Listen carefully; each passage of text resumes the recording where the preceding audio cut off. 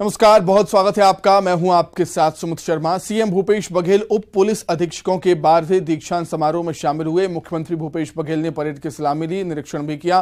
Passing out parade के बाद training ले चुके उप पुलिस अधीक्षकों को पोस्टिंग दी जाएगी। चंद्रखुरी में रायपुर में आयोजित पासिंग आउट परेड में सीएम ने नए पुलिस उप अधीक्षकों को संबोधित भी किया। सीएम ने इस मौके पर कहा कि पुलिस कर्मियों की मुस्तैदी से प्रदेश में नक्सल मामलों में कमी आई। लगातार प्रगति कर रहा है। जीवन की मूलभूत आवश्यकताओं और जन सुविधाओं के क्षेत्र में हमने अनेक कीर्तिमान बनाए हैं। राज्य के नक्सली हिंसा से प्रभावित क्षेत्रों से अब अच्छे संकेत आने लगे हैं। यह सब पुलिस विभाग के कार्यप्रणाली व मुस्तैदी से संभव हुआ है। नक्सल प्रभावित राज्य होने के कारण पुलिस की चुनौती छत्तीसगढ़ में बढ़ जाती है। हमारे पुलिस अधिकारी और कर्मचारी सशस्त्र बलों के साथ कंधे से कंधा मिलाकर अपने दायित्वों का निर्वहन कुशलतापूर्वक कर रहे हैं। जनता में पुलिस के प्रति सद्भावना और अपराधियों में पुलिस का भय होना चाहिए। यदि हम ऐसा कर पाए, यह हमारी बड़ी उपलब्धि होगी। आगे बढ़ते हैं। रायपुर से खबर है, जहां आज छत्तीसगढ़ दौरे पर जल विवाद न्यायाधिकरण की टीम छत्तीसगढ़ ओडिशा के बीच महानदी विवाद का निपटारा करेगी। 2016 में ओडिशा सरकार ने शिकायत की थी। 2018 को किया गया था ट्रिब्यूनल का गठन। जल विवाद पर सीएम भूपेश बघेल का बयान है, ट्रिब्यूनल में ये मामला नहीं जाना चाहिए था। सीएम का कहना, हम बांध नहीं बना पा रहे हैं। भूपेश बघेल का कहना, इससे ट्रिब्यूनल में तो जाना ही नहीं था। महानदी छत्तीसगढ़ से निकला है और यहाँ हमारा कोई बांध नहीं है। 7 बैराज बने हैं, उसका भी कई उसी के कारण से विवाद पैदा हुआ और इसके कारण से पूरा हमारा चाहे सरगुजा में जो हम लोग बांध बनाना चाहते हैं या फिर इधर पैरे हाई डैम बनाना चाहते हैं, वो सबको रोके रखा है। और मैं समझता हूँ कि हम लोगों को अनुमति मिलनी चाहिए, जबकि सारा पानी तो वहीं जाता है। रायपुर से ही बड़ी खबर, राजधानी में 30 जून तक नलकूप खनन पर रोक लगा दी गई है। रायपुर कलेक्टर ने इसके आदेश जारी कर दिए हैं। गर्मी में जल संकट को देखते हुए बड़ा फैसला लिया गया। जिले को जल अभावग्रस्त क्षेत्र घोषित किया गया है। तो 30 जून तक राजधानी रायपुर में नलकूप खनन पर रोक है। रायपुर कलेक्टर ने इसके आदेश जारी किए। गर्मी में जल संकट को देखते हुए यह बड़ा फैसला लिया गया। जिले को जल अभावग्रस्त क्षेत्र घोषित किया गया है।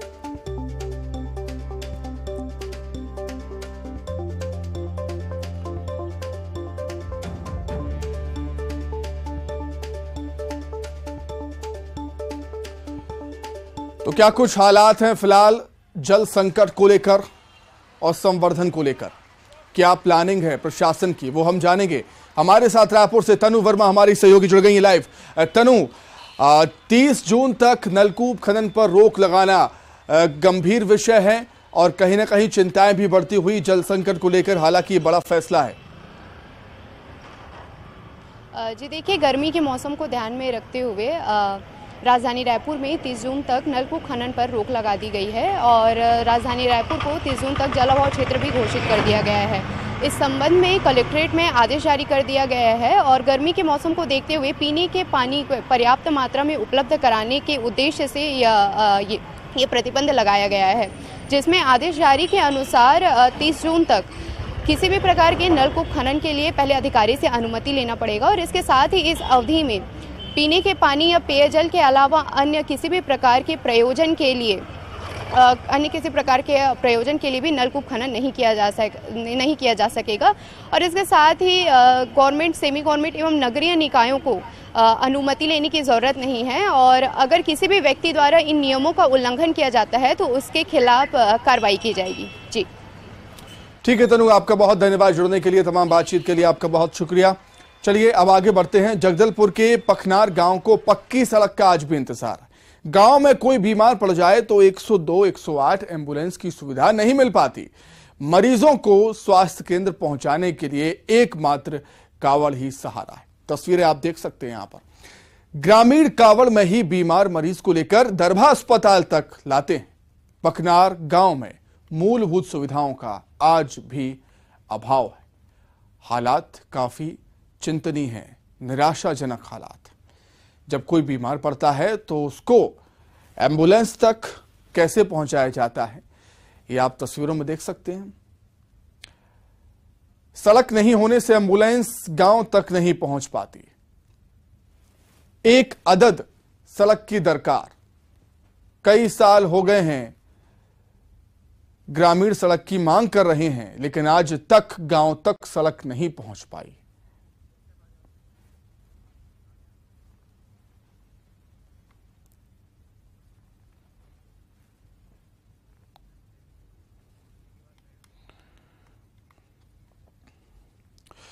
तो बेहद ही चिंताजनक, निराशाजनक हालात हैं। जगदलपुर की ये तस्वीरें आप देख ही रहे हैं, जहां पर सड़क नहीं होने के चलते, पखनार गांव में सड़क नहीं होने के चलते किस तरीके से परेशान है ग्रामीण। क्या कुछ हालात है वो हम जान लेंगे। सीधे हम रुक कर लेते हैं। श्रीनिवास नायडू हमारे साथ जुड़ गए हैं। श्रीनिवास, जो तस्वीरें निकलकर सामने आई हैं वो काफी चिंताजनक हैं, निराश कर देने वाली तस्वीरें हैं। 21वीं सदी के भारत में जब हम जी रहे हैं, 21वीं सदी में भारत को विश्व गुरु महाशक्ति बनाने की बात यहां पर होती है, लेकिन उस देश से, प्रदेश से अगर ऐसी तस्वीरें सामने आती हैं तो काफी निराशा होती है। श्रीनिवास।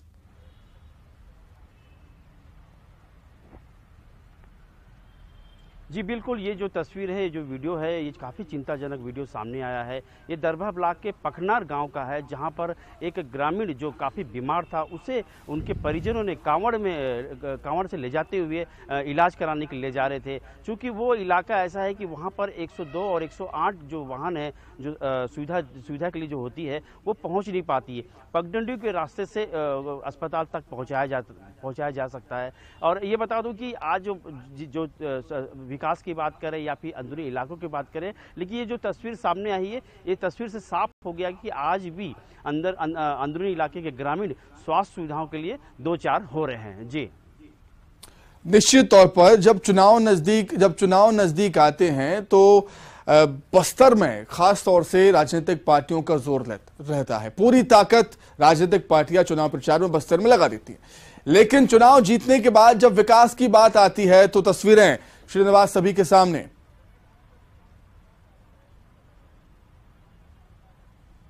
जी बिल्कुल, स्वाभाविक है, जब चुनाव नज़दीक आते हैं तो ग्रामीणों को लोक लुभाने वायदे किए जाते हैं, मूलभूत सुविधाएं देने की बात की जाती है, लेकिन जब धरातल में जब काम नहीं होता तो ग्रामीण काफ़ी अपने आप को असहाय महसूस करते हैं और कहीं ना कहीं फिर मजबूरन अपनी जो सुविधा होती है उस सुविधा के अनुसार ही इलाज कराने के लिए वो अस्पताल तक पहुँचते हैं।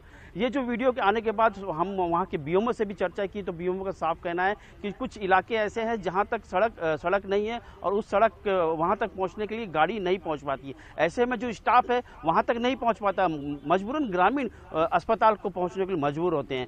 कहीं ना कहीं स्वास्थ्य विभाग के जो कर्मचारी, स्टाफ, इनकी भी एक लापरवाही सामने आती है। स्वाभाविक है, जब पता चलता है कि कोई गांव में व्यक्ति बीमार है उस तक स्वास्थ्य अमला पहुंच सकता था, लेकिन बिल्कुल नहीं। परिजन है खुद परेशान होकर अपने परिजनों को लेकर, अपने बीमार व्यक्ति को लेकर अस्पताल तक पहुंचते हैं। सुविधाएं तो बात की जाती है, आज भारत कितना विकासशील है और कहीं ना कहीं इस बातों को द्योतक साबित कर देता है ये वीडियो कि कहीं ना कहीं आज भी अंदरूनी इलाकों में जो सुविधाएं पहुंचनी चाहिए वो सुविधाएं नहीं पहुंच पा रही है। जी निश्चित तौर पर कोई बहुत बड़ी मांग नहीं कर रहे हैं ग्रामीण, मूलभूत सुविधाओं की ही मांग है। बिजली, पानी, सड़क बस उन्हें मिल जाए और क्या, लेकिन सड़क तक नहीं अभी तक। बहुत धन्यवाद श्रीनिवास आपको जुड़ने के लिए। आगे बढ़ेंगे, बात करते हैं अब कोरोना की, जिसकी रफ्तार काफी तेज है। पिछले 24 घंटे में छत्तीसगढ़ में कोरोना के 476 मरीज सामने आए। कोरोना के एक्टिव मरीजों की संख्या बढ़कर हो गई है 2200 के पार। वहीं रायपुर में सबसे ज्यादा 53 केस मिले। प्रदेश में कोरोना की पॉजिटिविटी रेट 8.47% हो गई है। रायपुर के बाद राजनांदगांव में सबसे ज्यादा 50 केस सामने आए हैं। सरगुजा में 36, दुर्ग में 33, बिलासपुर बेमेतरा में 31, कोरबा में 28, कांकेर में 27 मरीज मिले।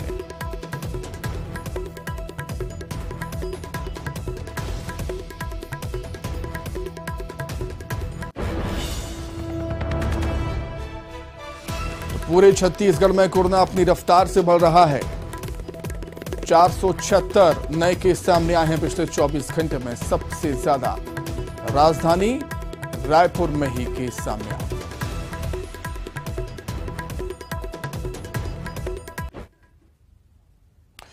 तो रायपुर मेडिकल कॉलेज में भी कोरोना ने दस्तक दे दी है। मेडिकल कॉलेज के 6 छात्र कोरोना पॉजिटिव पाए गए हैं। पॉजिटिव छात्रों का मेकाहारा में इलाज चल रहा है। संपर्क में आए लोगों को टेस्टिंग कराने के निर्देश दिए गए।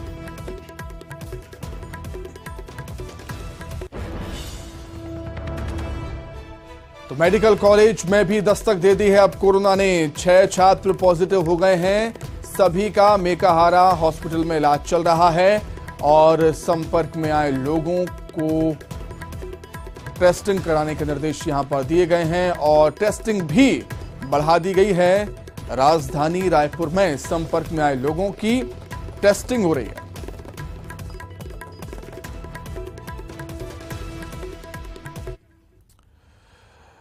प्रदेश में बढ़ रहे कोरोना के मामलों को लेकर स्वास्थ्य मंत्री टीएस सिंहदेव समीक्षा बैठक आज करेंगे। स्वास्थ्य विभाग के साथ मंत्री टीएस सिंहदेव चर्चा करेंगे। कोरोना से निपटने के लिए अस्पतालों में उपकरण, दवाइयां और बेड की उपलब्धता की समीक्षा होगी। स्वास्थ्य मंत्री टीएस सिंहदेव आज एक समीक्षा बैठक करने वाले हैं। इसके साथ ही स्वास्थ्य मंत्री आज आयुर्वेदिक कॉलेज में नवनिर्मित पीजी ब्लॉक का लोकार्पण करेंगे।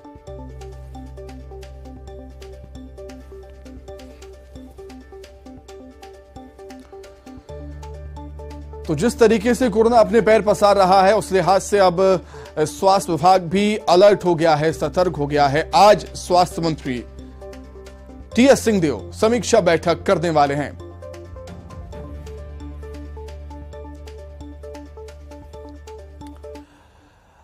तो पूरे छत्तीसगढ़ में कोरोना वायरस के संक्रमण को लेकर क्या कुछ हालात हैं, वो हम जानेंगे। सीधे रुख करेंगे रायपुर का। हमारी सहयोगी तनु वर्मा हमारे साथ जुड़ गई है लाइव। तनु, जिस तरीके से कोरोना तेजी से पैर पसार रहा है छत्तीसगढ़ में, चिंता का विषय और इसकी गंभीरता को समझते हुए टीएस सिंहदेव आज एक समीक्षा बैठक भी करने वाले हैं। क्या कुछ हालात वहां पर? जी देखिए, छत्तीसगढ़ में लगातार कोरोना के आंकड़े बढ़ते जा रहे हैं, जिससे अब स्थिति चिंताजनक हो गई है। प्रदेश में आज 5000 से अधिक सैंपलों की जांच हुई है, जिसमें 476 मरीज कोरोना संक्रमित पाए गए हैं, जिससे अब एक्टिव केसेस की संख्या 2000 से अधिक हो गई है। वहीं राजधानी रायपुर में ही सबसे अधिक 53 मरीज कोरोना संक्रमित पाए गए हैं। इसके अलावा और भी तमाम जिलों से कोरोना के नए मामले सामने आए हैं। कोरोना के बढ़ते मामलों को देखते हुए हेल्थ मिनिस्टर भी आज समीक्षा बैठक लेंगे। इस बैठक में हेल्थ मिनिस्टर अस्पतालों में कोरोना से बचाव के लिए क्या कुछ तैयारियां हैं, इसका जायजा लेंगे और इस पर चर्चा भी करेंगे। इसके साथ ही कोरोना से बढ़ते मामलों को देखते हुए उससे कैसे एहतियात बरती जाए, इस पर भी चर्चा की जाएगी। इससे पहले भी लगातार हेल्थ मिनिस्टर और हेल्थ विभाग के द्वारा लोगों को एहतियात बरतने की अपील की जा रही थी, लेकिन कहीं ना कहीं लोगों के द्वारा एहतियात बरतने में लापरवाही की जा रही थी, जिसके चलते आज कोरोना के मामले लगातार बढ़ते जा रहे हैं। हालांकि कोरोना के बढ़ते मामलों को देखते हुए अभी तक किसी भी प्रकार के सख्ती के निर्देश जारी नहीं किए गए हैं, लेकिन आज की बैठक के बाद कहा जा सकता है कि सख्ती के निर्देश जारी हो। जी, जिस तरीके से हालात हैं तनु, उससे कहीं ना कहीं लगता है कि बहुत जल्द छत्तीसगढ़ में कोई गाइडलाइन सरकार की तरफ से जारी हो जाए। बहुत धन्यवाद आपका जुड़ने के लिए, तमाम बातचीत करिए। आगे बढ़ते हैं। दुर्ग पुलिस ने स्पा सेंटर में चल रहे सेक्स रैकेट का भांडाफोड़ कर दिया, जहां से 8 लड़कियां पकड़ाई। पुलिस ने भिलाई के सूर्या मॉल में संचालित स्पा सेंटर में छापा मारा है, जहां से 8 सेक्स वर्कर्स को गिरफ्तार किया। स्पा सेंटर के संचालक को गिरफ्तार कर दिया गया। पकड़ी गई महिलाएं पश्चिम बंगाल और असम की रहने वाली हैं। पुलिस को लगातार स्पा सेंटर की आड़ में देह व्यापार होने की सूचना मिल रही थी। सीएसपी निखिल राखेचा ने बताया है कि पकड़ी गई महिलाओं के खिलाफ पीटा एक्ट के तहत कार्रवाई की गई। उसे अरेस्ट किया गया है और उस पर पीटा एक्ट के तहत कार्रवाई की गई है। 8 महिलाएं हैं, उनको रेस्क्यू किया गया है, जिनसे देह व्यापार करवाया जा रहा था। ये महिलाएं कोलकाता मतलब वेस्ट बंगाल और आसाम से ज़्यादातर महिलाएं वहीं से हैं। तो इन सभी महिलाओं को रेस्क्यू किया जा रहा है, उनको सही सेंटर भेजा जाएगा। जैसे पीटा एक्ट में हमें जो इस देह व्यापार के पैसे से जो अपना रोजी रोटी चलाता है, देह व्यापार जो कराता है, उस पर हम कार्रवाई कर रहे हैं। जो संचालक है इसका, ये जो स्पा है उसका, और जिसमें जो ग्राहक भी थे, तो जो भी संदिग्ध हालत में हमें पाए गए उन पर भी ये कार्रवाई की जाएगी कि पब्लिक प्लेस में देह व्यापार जो पीटा एक्ट के तहत बैन। तो वही पुलिस ने इस मामले में 8 अन्य लोगों को गिरफ्तार भी किया। इस पर सेंटर में ग्राहक बनकर पहुंचे थे आरोपी। पुलिस जल्द ही इसका खुलासा भी करेगी। स्मृति नगर चौकी क्षेत्र का ये पूरा मामला। तो स्पा सेंटर की आड़ में देह व्यापार का ये मामला है। पुलिस ने छापामार कार्रवाई की और कई सेक्स वर्कर्स को गिरफ्तार भी किया था। वहीं पुलिस ने 8 अन्य लोगों को भी गिरफ्तार किया है। स्पा सेंटर में ग्राहक बनकर ये आरोपी पहुंचे हुए थे। पुलिस जल्द ही मामले का खुलासा भी करेगी। स्मृति नगर चौकी क्षेत्र का ये पूरा मामला। इनकी तस्वीरें भी पुलिस ने जारी की हैं। तस्वीरों में देख सकते हैं आप उन लोगों को जो ग्राहक बनकर पहुंचे थे।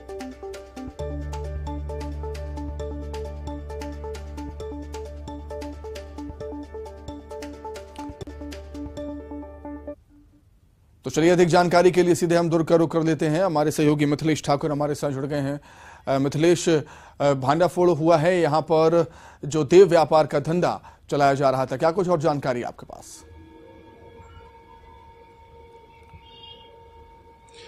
देखिए सुमित, बताना चाहूंगा कि भिलाई में लगातार स्पा सेंटर की आड़ में इस तरह के अवैध कारोबार की सूचना पुलिस को लगातार प्राप्त हो रही थी। उसी के तहत में दुर्ग पुलिस ने देर रात को एक बड़ी कार्रवाई करते हुए स्पा सेंटर में वहां पर दबिश दी और रंगे हाथों लोगों को पकड़ा है। जो पकड़ी गई महिलाएं हैं वो असम की, पश्चिम बंगाल की और कोलकाता की रहने वाली हैं। पुलिस ने सभी को गिरफ्तार कर लिया है। उनके खिलाफ में पीटा एक्ट की कार्रवाई की जा रही है। इसके अलावा जो है वहां पर करीब देर रात को और भी अन्य लोग प्राप्त हुए थे जिनको पूछताछ कर रही थी। पूछताछ में ये सामने आया कि वे ग्राहक बनकर शायद स्पा सेंटर में पहुंचे हुए थे। तो पुलिस ने 8 अन्य को भी गिरफ्तार किया है। इसके अलावा जो संचालक है उसको भी गिरफ्तार किया गया है। तो इस तरह से पुलिस ने एक बड़ी कार्रवाई की है। दुर्ग पुलिस आज पूरे मामले में खुलासा कर सकती है। इसके बाद में और भी कई खुलासे होने की संभावना है, क्योंकि ये महिलाएं कैसे आई, इनका सरगना कौन है, कौन लेकर आया, कब से थी, कहां रह रही थी और क्या पुलिस वेरिफिकेशन इनका हुआ था, नहीं हुआ था। तो ऐसी और भी कई बातें हैं जो जानना बेहद आवश्यक है। तो दुर्ग पुलिस अभी पूछताछ कर रही है। जल्द ही पूरे मामले का खुलासा किया जाएगा।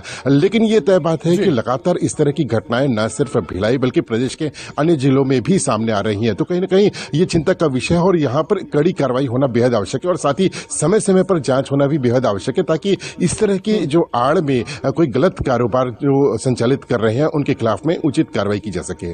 जी ठीक है मिथिलेश, बहुत शुक्रिया आपका जुड़ने के लिए, तमाम बातचीत के लिए आपका बहुत धन्यवाद। चलिए आगे बढ़ते हैं। बीजापुर से बड़ी खबर है। पुलिस और नक्सलियों में मुठभेड़ हुई है। मुठभेड़ में एक नक्सली ढेर हुआ है। नक्सली का शव बरामद भी कर लिया गया। कचलावारी में पुलिस नक्सल मुठभेड़ हुई थी जिसमें एक नक्सली को मार गिराया है। सुरक्षा बलों को कामयाबी मिली है। यहां पर पुलिस और नक्सलियों में जमकर मुठभेड़ हुई। बीजापुर से बड़ी खबर, मुठभेड़ में एक नक्सली ढेर हुआ। नक्सली का शव भी बरामद कर लिया है। कचलावारी में पुलिस और नक्सलियों के बीच मुठभेड़ हुई है।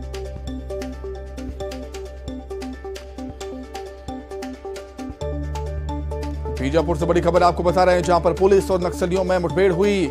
मुठभेड़ में एक नक्सली ढेर हुआ। नक्सली का शव बरामद हुआ है। कचलावारी में पुलिस नक्सलियों के बीच मुठभेड़ हुई थी जिसमें पुलिस को कामयाबी मिली है। एक नक्सली मारा गया। नक्सली का शव भी पुलिस ने बरामद कर लिया है। कचलावारी में पुलिस नक्सलियों के बीच मुठभेड़ हुई। अधिक जानकारी के लिए बातचीत करेंगे संवाददाता सतीश चांडक जुड़ गए हैं फोन पर। सतीश, क्या कुछ और अपडेट आपके पास?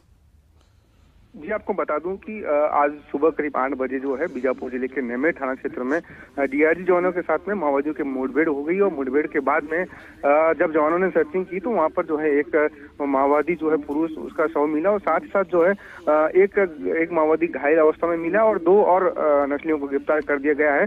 चूंकि अभी भी जो है घटनास्थल पर जवान मौजूद है तो अधिकारी कुछ ज्यादा नहीं कह पा रहे हैं। जैसे ही जवान जब घटनास्थल से लौट कर वापस कैंप आएंगे तो पूरी स्थिति स्पष्ट हो पाएगी। और आपको बता दूं कि कल जो है बीजापुर जिले में ही कल शाम के एक और मुठभेड़ हुई थी, जिसमें आईडी सर्चिंग के दौरान जो है आईडी की चपेट में से जवान घायल हो गया था। उसके बाद आज सुबह फिर से जो है माओवादियों की सूचना के होने के बाद जो है जवानों ने ऑपरेशन लॉन्च किया था, जिसमें ये बीजापुर पुलिस को सफलता मिली।